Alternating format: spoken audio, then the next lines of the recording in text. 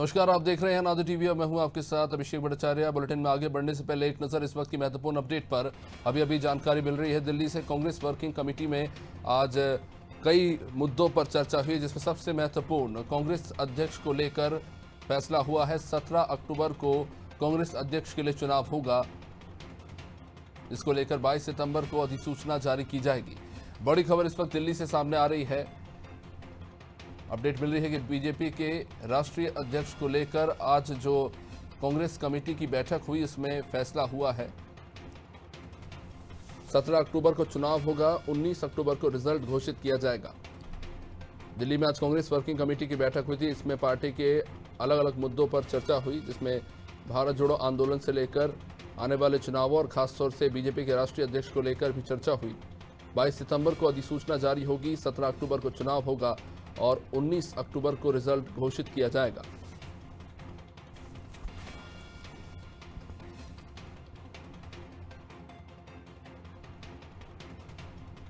लंबे समय से कांग्रेस को कोई स्थायी राष्ट्रीय अध्यक्ष नहीं मिला है और इस वक्त सोनिया गांधी ही कार्यकारी अध्यक्ष के तौर पर काम कर रहे हैं। और ऐसे में जब राहुल गांधी ने साफ तौर पर राष्ट्रीय अध्यक्ष के तौर पर काम करने से इनकार कर दिया है, तो अब ऐसा माना जा रहा है कि किसी गैर गांधी चेहरे को राष्ट्रीय अध्यक्ष के तौर पर मौका मिलेगा।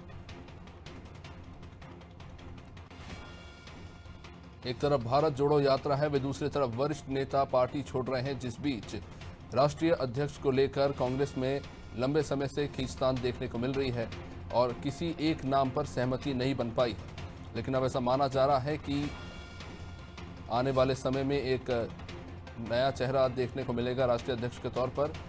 17 अक्टूबर को चुनाव होगा, 19 अक्टूबर को रिजल्ट घोषित होंगे। इसकी अधिसूचना 22 सितंबर को जारी की जाएगी। संवाददाता दुष्यंत हमारे साथ इस वक्त जुड़े हुए हैं। दुष्यंत, लंबे समय से कांग्रेस को एक स्थायी राष्ट्रीय अध्यक्ष की दरकार है और अब दिल्ली से जानकारी मिल रही है कि अब इसको लेकर 17 अक्टूबर को चुनाव होने जा रहे हैं। क्या कुछ जानकारी?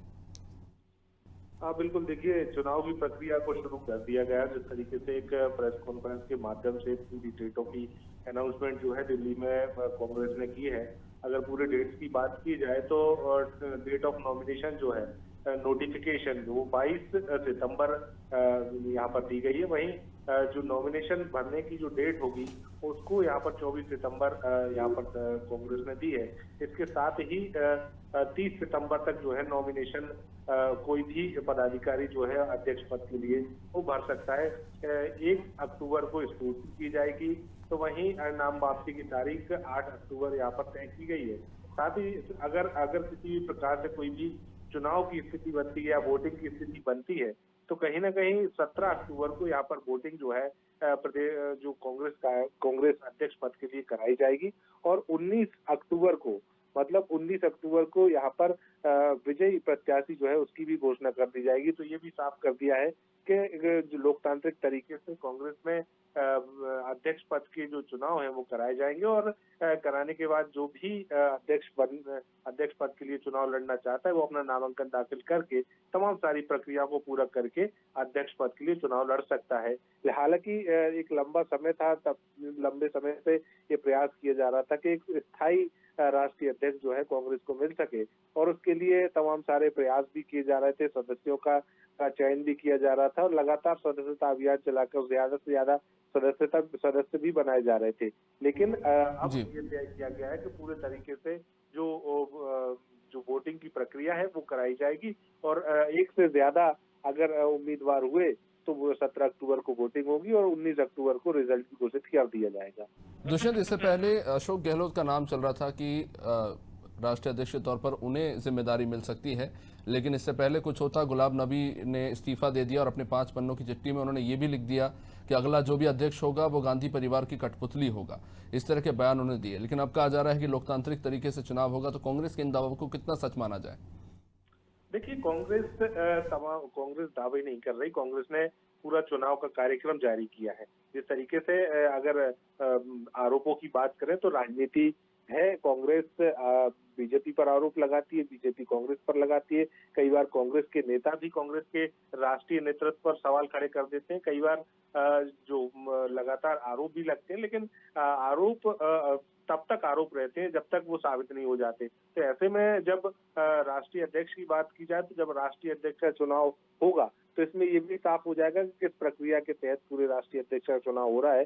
साथ ही साथ जिस तरीके की जो डेट्स जारी की गई हैं, उस डेट से ये जरूर कहा जा सकता है कि चुनाव की प्रक्रिया जरूर की जाएगी। लेकिन अगर ऐसे में जो अशोक गहलोत का नाम ये लिया जा रहा था, राजस्थान के मुख्यमंत्री अशोक गहलोत वरिष्ठ कांग्रेस के नेता भी हैं, लेकिन जिस तरीके से नाम लिया जा रहा था, तो ये जरूर कहा जा सकता है कि राष्ट्रीय नेतृत्व में उनका अच्छी खासी पैठ है और वो राष्ट्रीय अध्यक्ष के लिए चुनाव लड़ सकते हैं। लेकिन उनके अलावा अगर कोई चुनाव लड़ना चाहता है तो वो भी इस पूरी प्रक्रिया के तहत वो अपना नामांकन दाखिल कर सकता है और चुनाव लड़ने की जो पूरी प्रक्रिया है उसको भी पूरा कर सकता है।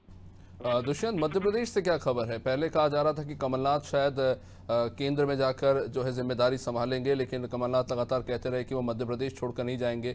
इसी तरह की बात अशोक गहलोत भी कर रहे हैं कि वो भी राजस्थान छोड़ के नहीं जाएंगे। तो ऐसे में नॉमिनेशन भरने की दौड़ में कौन आगे चल रहा है, कुछ जानकारी?